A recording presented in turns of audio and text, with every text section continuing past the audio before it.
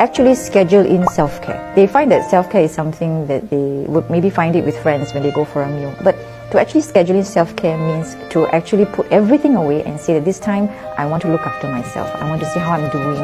I want to see whether something is disturbing me. So this kind of self-examination. A keen sense of self-awareness of one's ability and capability is important. I mean, you need to know what is your potential, and from there work within what you can. And sometimes you may be pitched something higher, but it may not be within your reach for that period or for that time. But sometimes for some youth, they feel that they just have to reach there, and that's where the stress will start to come. Another thing I notice is very good for them is if they know how to manage their commitments.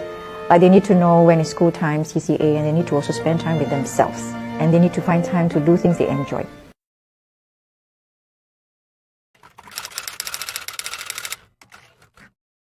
Okay, one very big PSA I will have to do is number one, do not do TYS for the sake of it. Parents actually come to me and they say that, you know what, I need to get a kid to do TYS, but TYS is not exactly the best situation before the prelims. Yeah, you can do the TYS maybe nearer to the exams, like the O levels, but not right before the prelims, not right before the media. Other than that, also memorizing school notes is a definite no-no. I mean, when it comes to physics and chemistry, it is not just memory. It's not about defining moment or defining work done. You need to know how to apply your concepts. And that's where it's very important to actually get your child to have targeted practice. And that's what we do at Ministry of Science. We actually have a database of questions to help your child to be able to answer questions that will be tested. And that's what we want. We don't want them to do questions that will not be tested and they're wasting their time.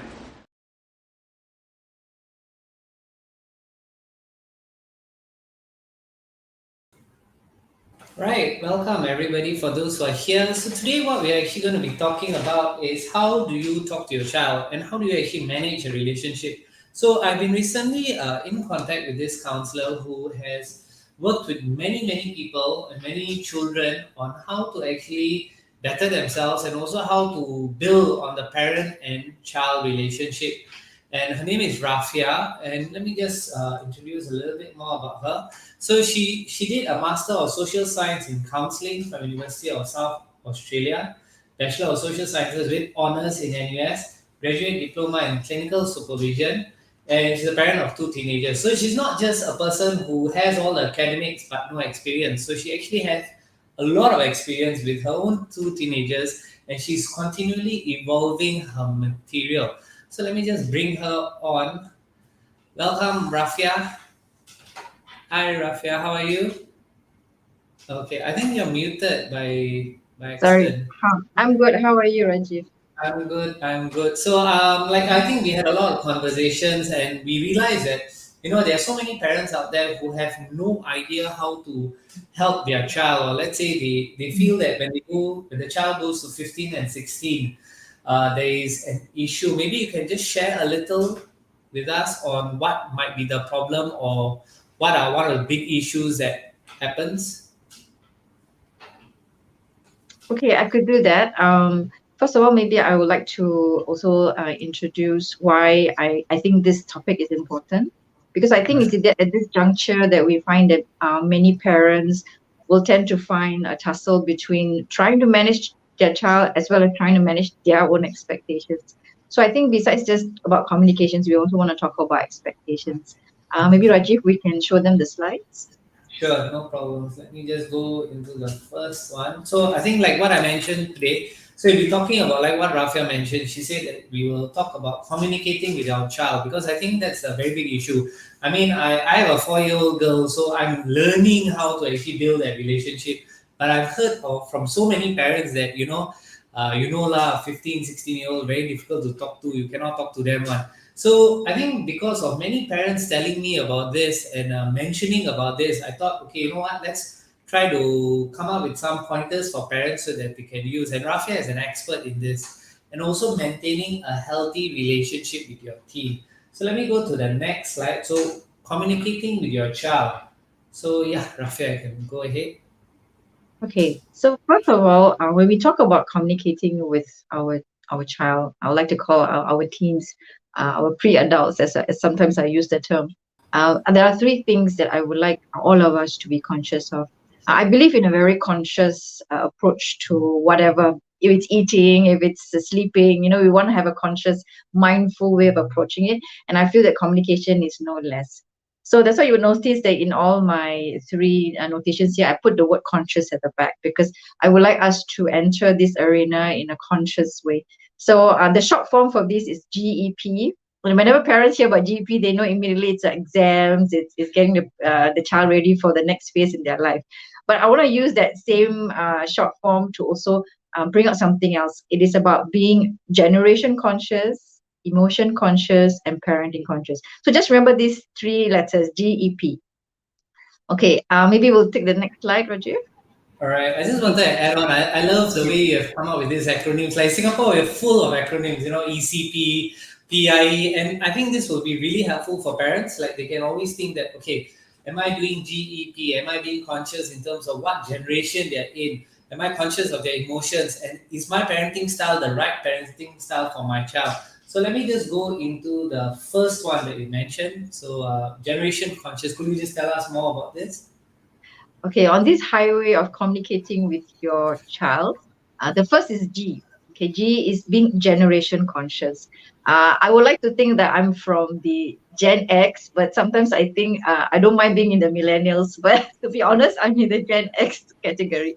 And I think most parents today who have a Gen Z child would be in the Gen X. So our kids are mostly in the Gen Z range. And who are these people? Who are Gen Zs? Uh, These are things that Gen- we need to update ourselves. Yeah, Rajiv. Okay, so example, I think I am in between, right? I will be considered millennials if I'm not wrong. It seems I'm a millennial. At first, I was like, what? I'm a millennial. I thought I was Gen X. So it seems that Gen X has a very different way of dealing with stuff like millennials and Gen Z. So let's see what about Gen Z. So, okay. So you mentioned Okay. about social media. Yeah, so most of our teens today are in the Generation Z compartment or component or whichever you want to call it. And these are the group of people who are very social media savvy, meaning that to them technology is it's what they live and breathe by. It's not foreign to them. Whereas for Gen X and some portions of millennials will still not be so technologically inclined like the Gen Zs. So our teens are very technologically plugged in, right? So we call them the social media savvy generation. And the Gen Zs are also uh, teens who value a lot of their privacy. Okay, what do we mean by this, or what do I mean by this when I put it down? Basically, when you are spending a lot of time with yourself, behind a screen, or you're doing your own work online, you have that ability to guard what you're doing. So they grow up in an era whereby to be independent in that sense, I put inverted commas, to do your work by yourself with a screen or with a device, it's at their disposal. So in that sense, they've learned to want privacy, learn to love privacy, and then they value their privacy. Okay, the third part about Gen Zs are they're very independent because they've grown to mobilize their life, a lot of it through using technology. They were born with the iPad and the computer under their arms, if you want to say that. And so for them, independence came through this kind of easy access to information, easy access to what they want to find on their own. They didn't have to turn to their parents. Sometimes they don't even turn to their peers. They just on the click of the keyboard, there they get what they want. So independence is also another thing that they have learned to know and they've grown with it. So that's another thing that they're very strong about. And the last portion about the world being their oyster, that is spot on. For them, being Singaporean, being a world citizen is very common and very normal for them to think and behave that way. So, but for millennials and Gen X, we are still a little bit guarded by our boundaries. We are still like, okay, Singaporean means being at Ang Mo Kio, eating at this coffee shop. But for them, no, Singaporean means this. And so we're not recognized from the way they talk that they are not bounded by borders. Okay, Rajiv, you want to So, like, I think I agree with you totally. I mean, when I meet the students, right, and I talk about Facebook to them, they're like, we are not on Facebook. Facebook is like not our, like, they just like, are you speaking English? Like, why would we be on Facebook? It just doesn't make sense. It's like not cool to be on Facebook. So, I understand what you mean. And they are very on Instagram, on TikTok.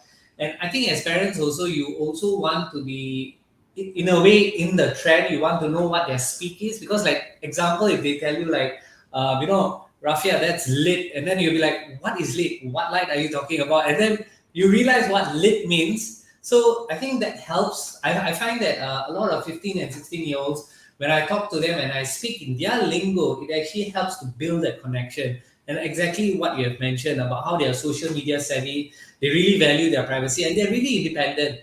As parents, I think sometimes it can be a bit of a problem because you kind of want to guide them, but you also need to balance it out. So I think, again, like what Rafia has mentioned to us, she says that you have to really gauge how willing they are to your help and not just like barrage them with the help itself.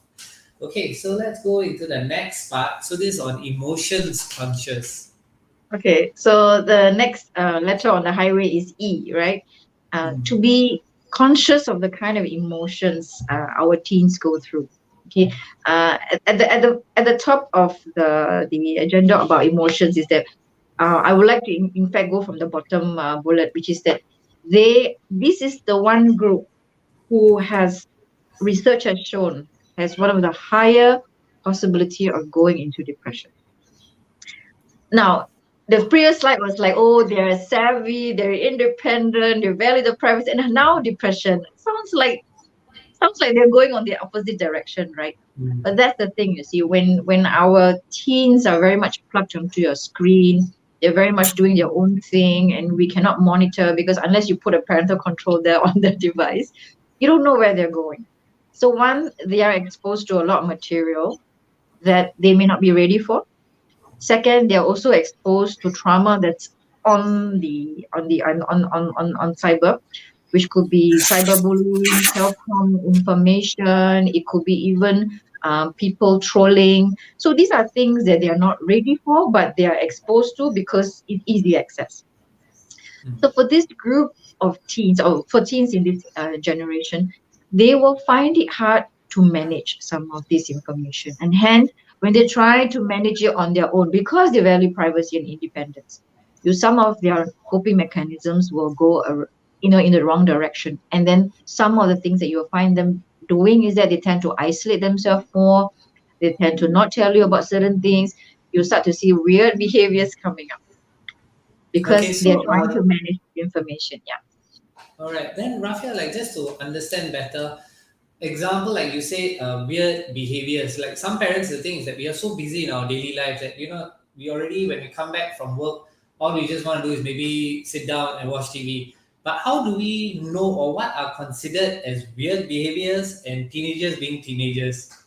So what would be like? Can you give me an example that is a common weird behavior that okay, maybe your child might have depression? Okay, that's a very good question. I do see parents who come to see me that they themselves need some kind of barometer to gauge whether they are being too critical of their child's behavior, or or they're just behaving normally. Okay, one symptom of something looking out of norm is if you are probing into that behavior and they withhold a lot of information. So it becomes weird because you do not have enough information to understand it. So you see, in that sense, then you can open up your definition of what is weird behavior. You see, when you're not able to get information to understand a certain behavior, then you know your child has certain things that they are going through, which they are not ready to share, or they're coping it in a way that they feel is sufficient for them. But to you, when you look at them, you know this is not good for them, or they're not doing too well. Okay, so something becomes weird when you're not able to access information and you're not able to understand them. Okay, so let's move away from the idea of this behavior is normal because you've seen it, and that behavior is not normal because it is different from yours. Weird here means that you do not know how to understand the behavior, you do not know how to manage it. Hope that answers your question, Raju. Yeah, I think I got a better idea now because, like, I mean, sometimes kids, it's a bit difficult because they have their own antics. But a lot of parents, they tell me that they're not too sure on how to know if the child is on the border of depression. So I think this is a very good point when you pressure or you ask them about something and they are withholding information. I think that's a clear sign that maybe they really need help. So maybe you need to get some. Uh, Professional help, because I think going to Instagram or going to TikTok and searching help might not be the best solution because you're just going to get what TikTok wants to get you to watch. But getting professional help, I think, is very important because it's more pointed, more guided, and also helps the child and the parent to work on that relationship. So could you tell me more about increasing independence? Okay, so that comes with um, poor communication with their caregivers. And I say caregivers because some of our teens, they consider even their siblings as caregivers. And so parents fall under the umbrella, but I would put caregivers as well as a larger group. So why would they want to increase independence from caregivers or parents in this sense? Is because they feel that they are being boxed in. This comes from your approach to your child. It comes from the questions you deliver. It comes from the angle you're coming in. If they come in with an issue, maybe with finance, but you're talking to them about their grades. If they come in with the issue of having to replace their iPad, you're talking to them about their grades. You are basically disconnecting first. Okay, so sometimes when I share this with parents, they get a bit shocked. What do you mean we are disconnecting? You see, our teens are in at a stage whereby they copy a lot of what caregivers have done in the past or presently doing. So if they're telling you something and you're not catching on, and you're diverting to what you want, then it's often your agenda on the plate. Then that is when they will crave for independence because you are not fulfilling what they want at that point. So I might also go and look for it myself. So that is one. The other one is an organic growth into wanting independence. They reach a stage whereby parents are not the persons they want to come to look for advice. They want to look for fresh perspective because they feel that their peers will understand them better, or fellow generation Z. Some of them are in older age range will understand them better, or people who are more technologically savvy will understand better. So they crave for that kind of organic independence. So there's two kind of independence that I've mentioned here. One is forced independence, the other one is organic. Organic is with age, they crave for fresh perspective. The other one is forced when our approach to our child seems very closed and inattentive.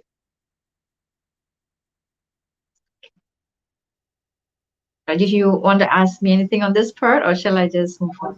I think pretty much I get a better idea about the increase in independence from parents. So, example like what you mentioned, you rather that it is better for them to have an organic form of independence, which is I mean what every parent wants of their child, but you don't want to force them into moving away from it, because I think you're exactly correct. Like, example, if a child comes to you and says that, mom, my iPad has problems, and then you go like, well, why don't you work on your studies then they'll be like, huh, what does this have to do with the other? So I think I understand what you mean. So I guess as parents, what we have to do sometimes is really practice the art of active listening, not just listening for replying. I think you mentioned that in a previous conversation we had. So I think it's very important that we actively listen to what they say and give them that space. So how does this relate to higher interest in BGR? Okay, this is also the phase whereby they become very aware of the opposite sex, and it's very natural and normal. The higher interest can come also because they're also more plugged into the internet. And into the internet, there is not much controls over certain kind of websites, right? So they get exposed to certain kind of information. So maybe in the past, Gen X would be interested in BGR when they are 16, but our Gen Zs can go even earlier. They can even start at 12, or 13 or even 14. This is because of the kind of information that is, available on the internet. So from there, the interest in the opposite sex comes much earlier, and then it get developed over time, with a more natural growth in themselves as boys or girls. So the higher interest is again two-pronged. One is because of the kind of information is available on the internet.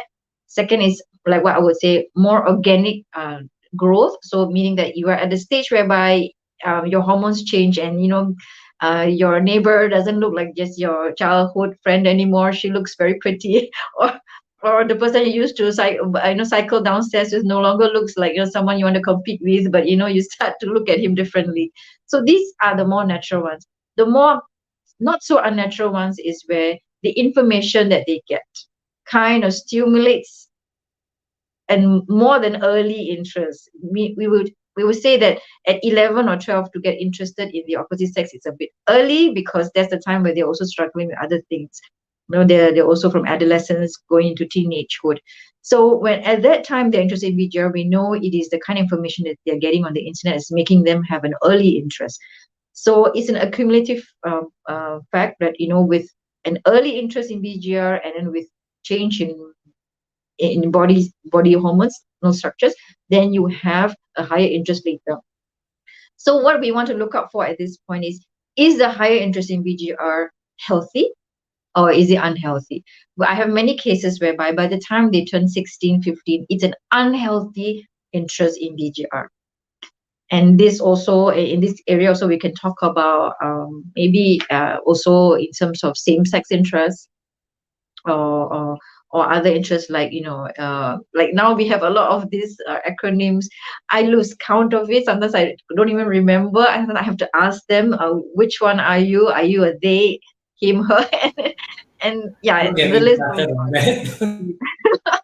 yeah. So this higher interest in VGR, we need to look at it two forms. Is it a healthy higher interest, or is it an unhealthy higher interest? Okay, If so you basically, wanna, you're basically saying that for the emotions conscious that you mentioned, one thing that we have to take note is there is a higher chance of what you call Gen Z. Or is this across the different generations, or is it just during 15 and 16-year-olds? we're looking at Gen Zs. Okay, then, so that means they have an issue with depression. There's an increase in dependence, and there's a higher interest. So these are things that we need to look out for, so as to make sure that we don't. So we are able to connect them and also talk to them. So I think it's best to be always connected to what they are mentioning. I think there's a question from Shoba. How about anger issues in teens? Is it natural at that age? How to address it as they lose cool easily? Which I think I've heard of this issue many times. Thanks, Shola, for this comment. What's your take on it? Okay, you may call me the Bohemian Rhapsody therapist if you like, but I believe anger is very healthy. But anger that is not managed is not healthy. Okay, anger is a normal emotion which all of us have, but it cannot be used on somebody or on self, but it is used to make you look at issues. So how do you express anger? You can express anger in a cool manner. So the expression of anger is the problem. Anger as an emotion is not the problem. So anger is a natural emotion, at any age, even for a 2-year-old.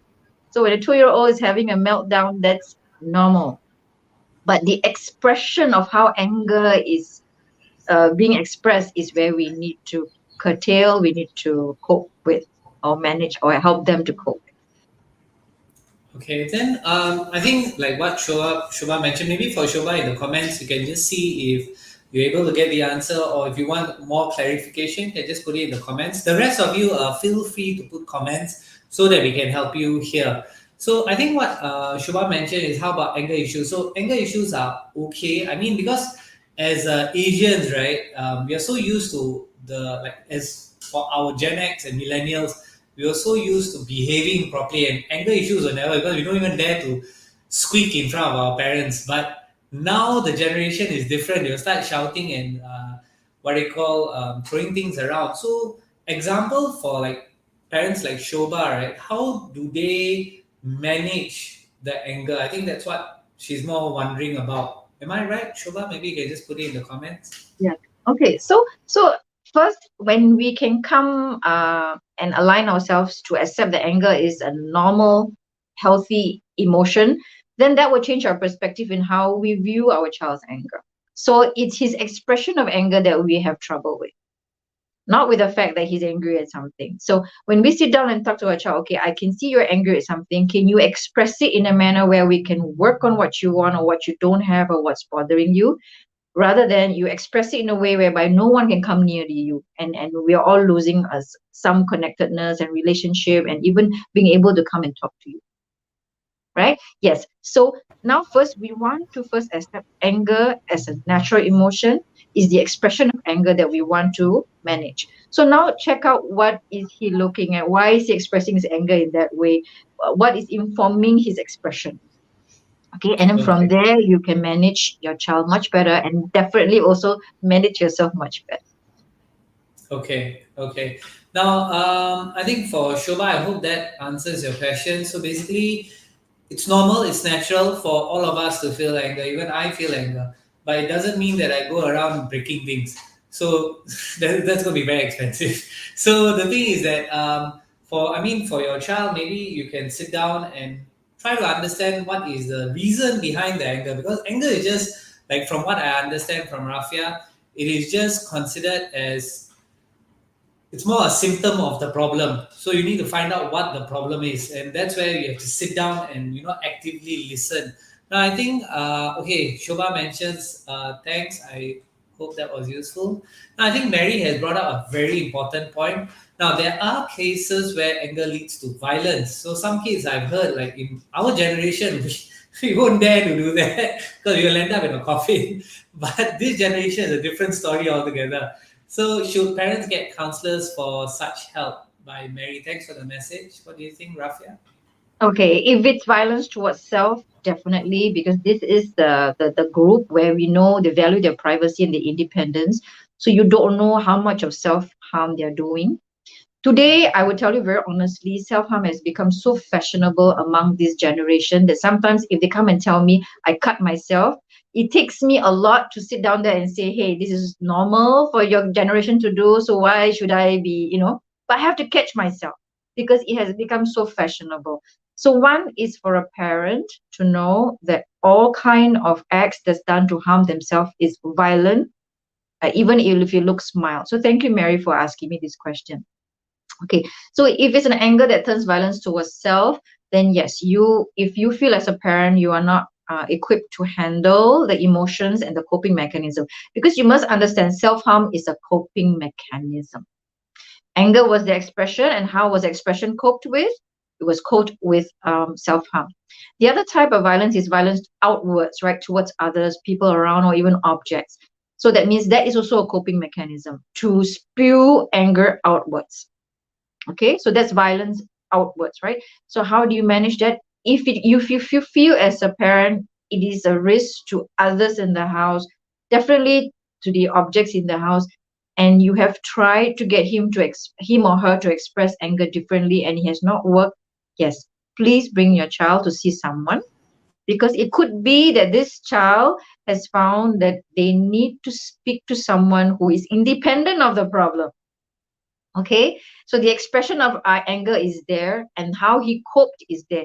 So his coping it is not when he copes that way is not giving him the results he wants. Example, if he or she wants, I should not discriminate. Both women also break, women also, now girls also break things, so I should Oh, not just say, they. You must remember the pronoun. Don't forget about they. They. oh my god, such a mouthful. Okay, she, he, and they. Okay, so when they cope in that way, when they express anger, violence in that way, and they do not get the results they want, it means that the person they're angry at cannot be the one to cool them, because Yeah. they're like what Rajiv mentioned, the root of the anger is with the person they're showing the anger at. So by just Mm. getting the person to stop being violent is not the answer. It's just you're just removing the symptoms, you need to remove the root causes, which means that if you feel that you cannot talk to your child at this point, I always emphasize, at this point, you will not be able to talk to your child. But eventually, once we get to the root cause, you will be able to. So bring the child to someone to break the ice and get him or her to speak to someone independently. Then we can work on the deeper issues. Okay, I think you got a valid point there. Example, I think what Rafia mentioned is that sometimes when you are trying to counter the issue and let's say the child is angry towards you, the problem is that your mere presence itself is already the symbol for their anger. So it's a bit difficult for the parent itself to settle that issue. So sometimes you need a third party. Now, I think that brings us to another question by Laureen. Lauren mentioned what happens. So I think this is the same question. They refuse. So I think we talked about it. But what if they do not want to see a counselor? So what can we do about it? For Rafia. There are teens who have already had a bad experience with talking about their problems with someone. Okay, so it doesn't necessarily have to be a counselor. It could have been to a peer or to an adult, to somebody they trusted, and it didn't go well. So these reasons, a counselor is just another bad apple in the basket for them. Okay, so you need to understand that someone they trusted didn't do the job for them when they opened up, right? So to empathize with them when they say, I don't want to see a counselor. So show empathy first. Okay. For a child who is at this stage to say, I do not want to get help. Because when you say, I don't want to see a counselor, behind that conversation is, I'm in pain, but I do not want to see someone to remove that pain. That is a double layer of telling you that I'm really in pain, yet I cannot trust anyone. Okay. So see that child in that manner. So when he or she refuses to see a counselor, be okay with it. Offer a few alternatives. They can reach out to someone anonymous like SOS. They allow your teen to call without having to reveal who or she is. They can call any time of the day, 24 hours. Get them to journal if they can. If they feel that journaling is not going to help them, but they really need to, work things out, then see if they would like to do anonymous counseling where they do by texting. But he or she doesn't even have to let her face or her voice be known. It's basically really anonymous, so they can try. So two different ways of doing it. And if you are able to talk to a child and ask if they had a prior experience of opening themselves up to someone and they had a bad experience, find out what mode of help they were getting before, and then see whether their perspective is valid or not. Maybe you can then encourage them, hey, maybe that person that you approached wasn't qualified or didn't know about the culture you were in, because we must remember our teens plug into the world. Some of our teens actually talk to therapists in the US or whichever therapists they can get at the time that they want to, and some of these therapists do not know the culture in which our teens are in. So they may get ill-informed advice, and from there they may find that, okay, this is not working out. It's just, useless. So find out, okay? So find out and offer options. Okay, I think that's very important point that Rafia has mentioned, that not just if let's say your child does not want to meet a counselor, because I think what she said is true, because I have met a few counselors and they're talking total nonsense. Like they're just giving me very generic answers or generic what do you call options. But it doesn't mean that every other counselor will be the same. So that's number one. Number two is that if the child is very, let's say they're not comfortable with talking to a counselor, so maybe she can consider or he can consider a SOS, because SOS is totally anonymous. And maybe sometimes for children, the issue is they just want to air out their grievance. They don't want a solution. They just want someone to listen to them. So I think for Laureen, right, if let's say you have these issues about your child not wanting to see a counselor, maybe you can consider finding a relative that your child is comfortable with, or maybe your child has mentioned to talk to them. But you have to try to make sure that you don't seem like you created that situation, because you don't want them to create that link. Another one is SOS. You can call them. I hope that helped, Laureen. For Shobha, thanks for mentioning. So, like what Shobha says, that's true. I get him to talk to that elder sister. So sometimes siblings, they help each other out in terms of normalizing their emotions and how to, what you call, prevent themselves from escalating the anger. And I think one thing that Rafia has mentioned to me also before is that sometimes uh, when, let's say, your child is exhibiting this anger towards you, you don't want to say, oh, you are like that, you are like that, you are like that. I think she mentioned this, that you should say that, you're making me feel this way. So then they, it changed the perspective of the whole scenario, that you're not like, putting the blame on them, but you're just telling that, okay, you're making me feel in a certain way. So they also kind of de-escalate the situation. Am I right to say that, Rafia?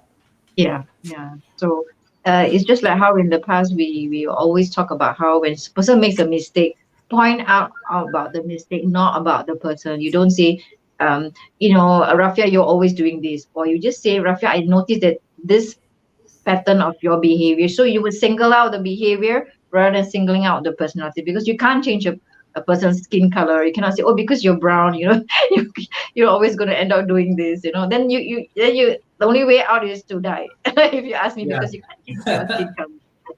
So to only look at what you can change. It could be the behavior, it could be the manner in which they talk, right? So point out things that you can work on.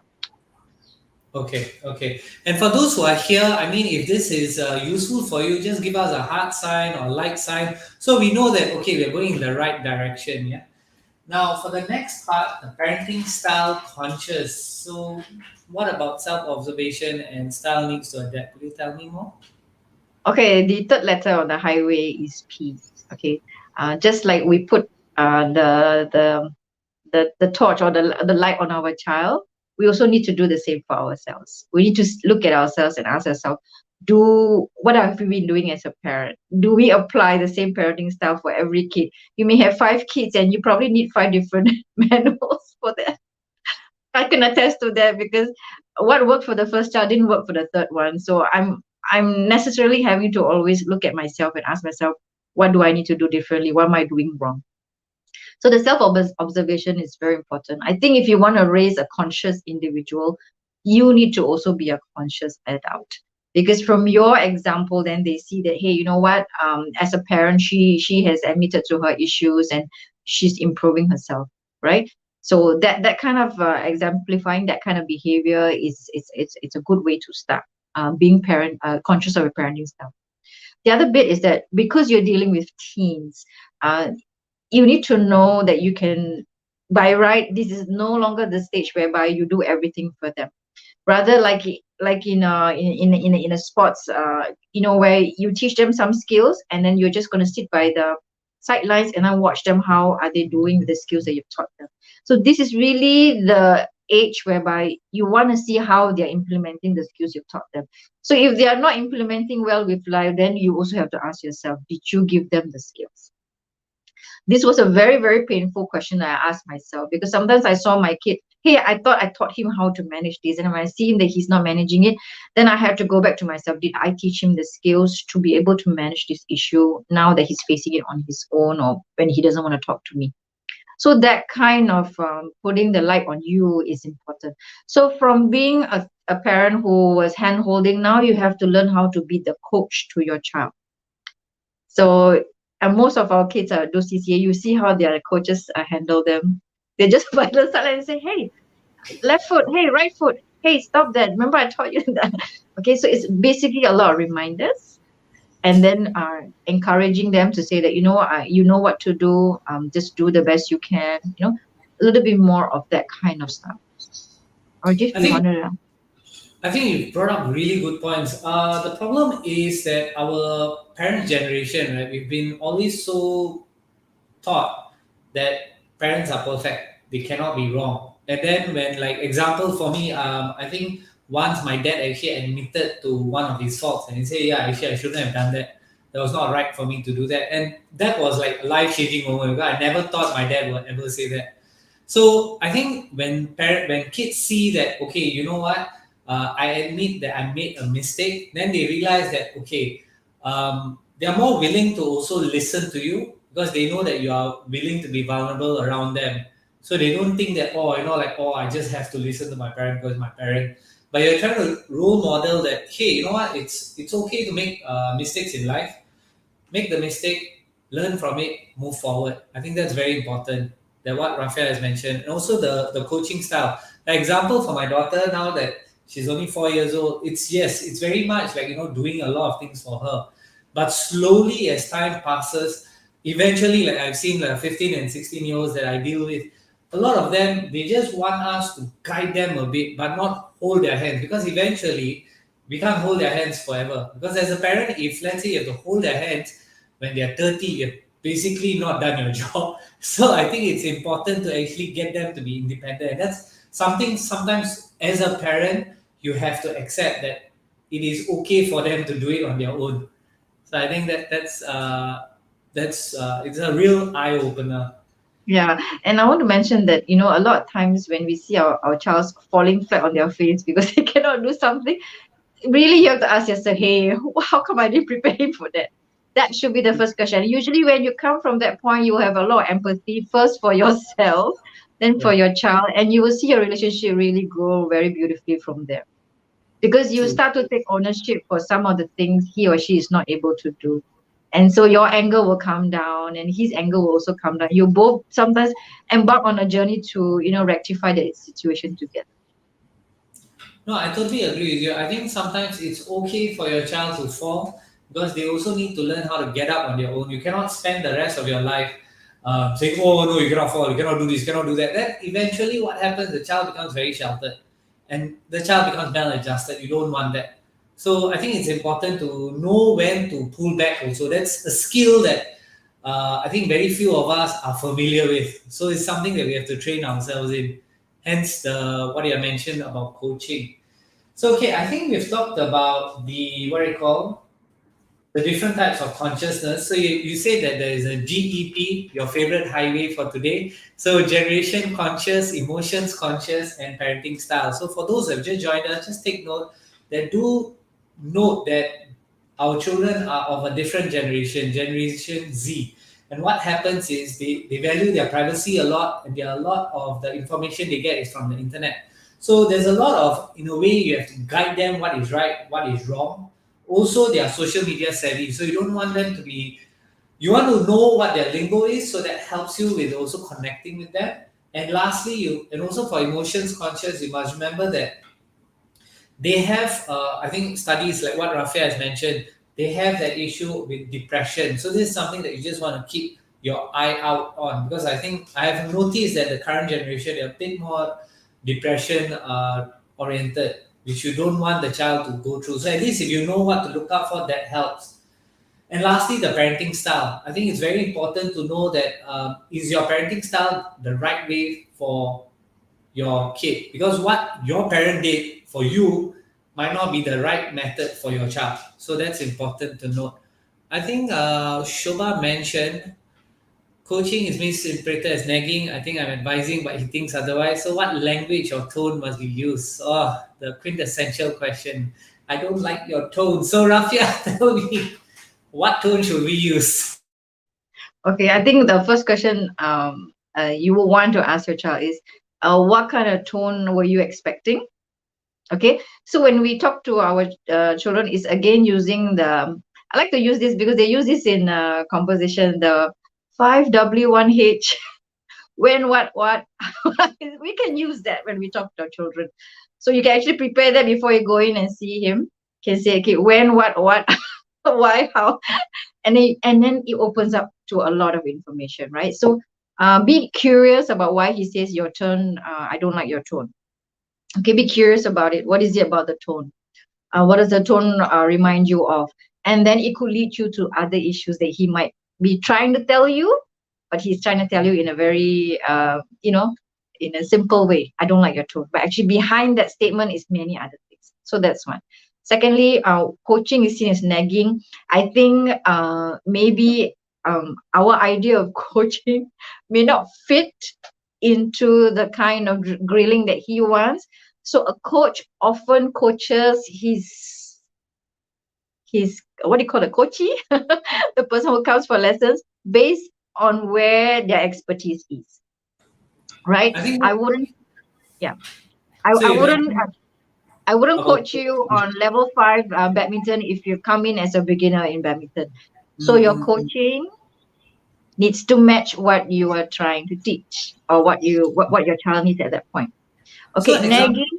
Yeah, sorry. Okay. So Nagging example. will be an issue when the duration in which you're coaching your child goes from, instead of 10-15 minutes, it goes into an hour. So nagging comes into play when we talk about duration. Okay, Rajiv, you go.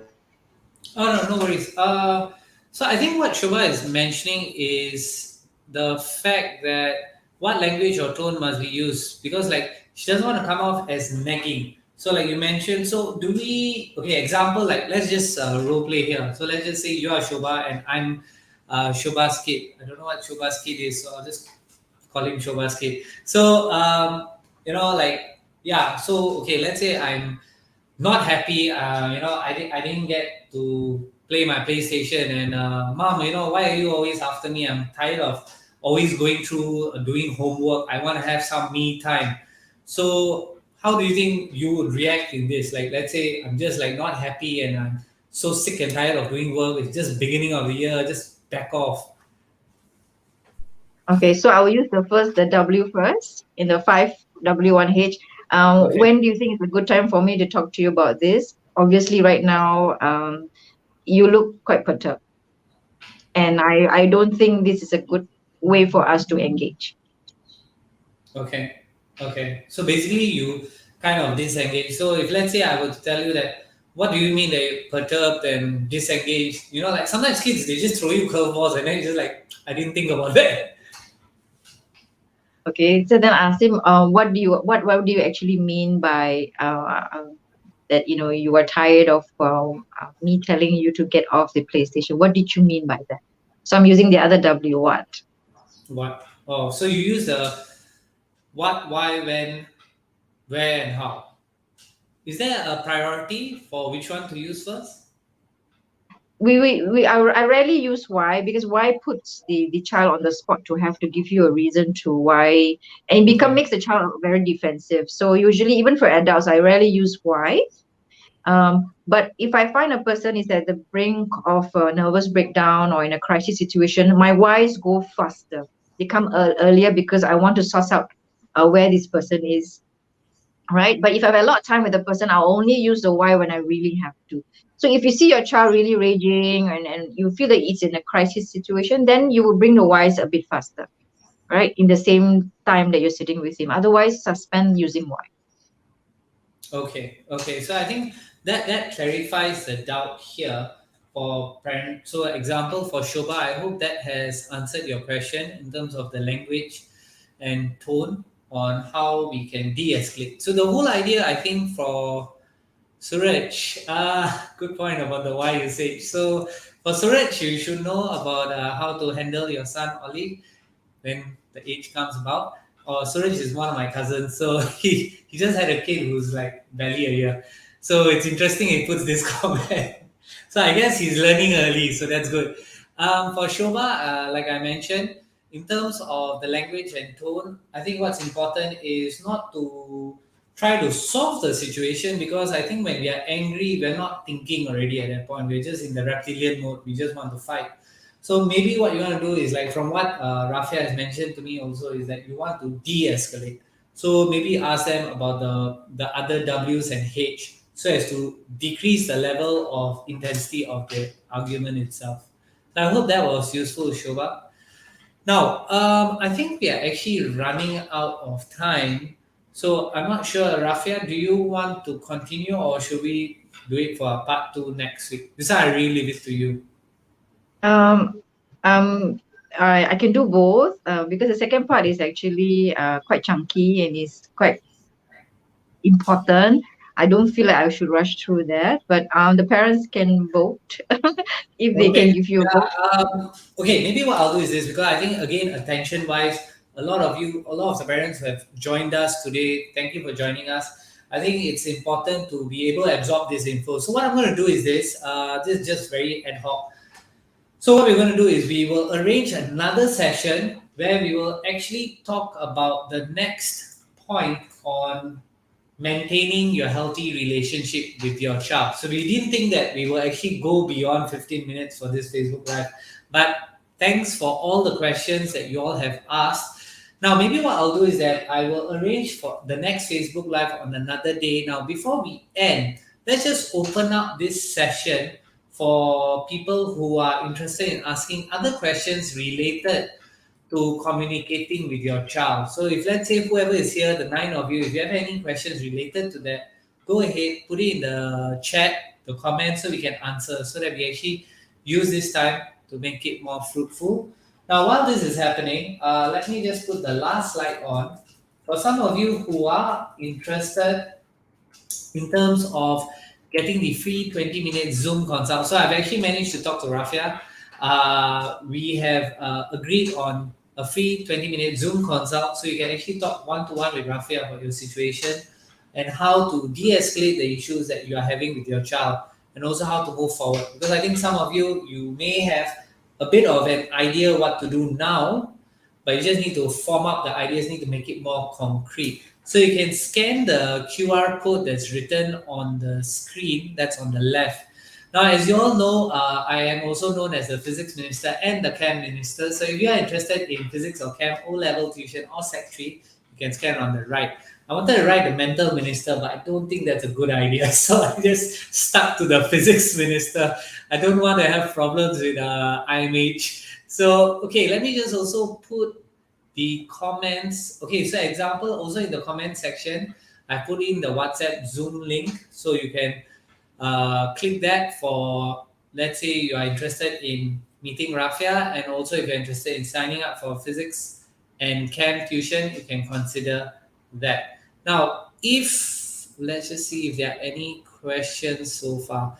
All right, Shobha, you're welcome for the W&H techniques. I hope that has helped. I think what Rafia has mentioned, what's very, very important is that we need to also look at what the issue is at hand. We need to be generation conscious, the GEP, generation conscious, emotions conscious, and parenting style conscious. Now I remember it. I can practice it with my daughter. So GEP. So, okay, if nobody is going to ask any questions, I'll just call this to an end for now. So thank you all for joining us. We will try to arrange another session so you guys can benefit from also learning how to actually maintain a healthy relationship. Maintaining a healthy relationship. So we're actually maintaining a healthy relationship, and we'll be using another one of Rafia's favorite acronyms, how to let go. And we'll be talking about that. So I'll end this session. Suraj, you're welcome. Thank you for saying thank you. And that's it for today. Take care and have a great night ahead. Bye. Thank you, everyone.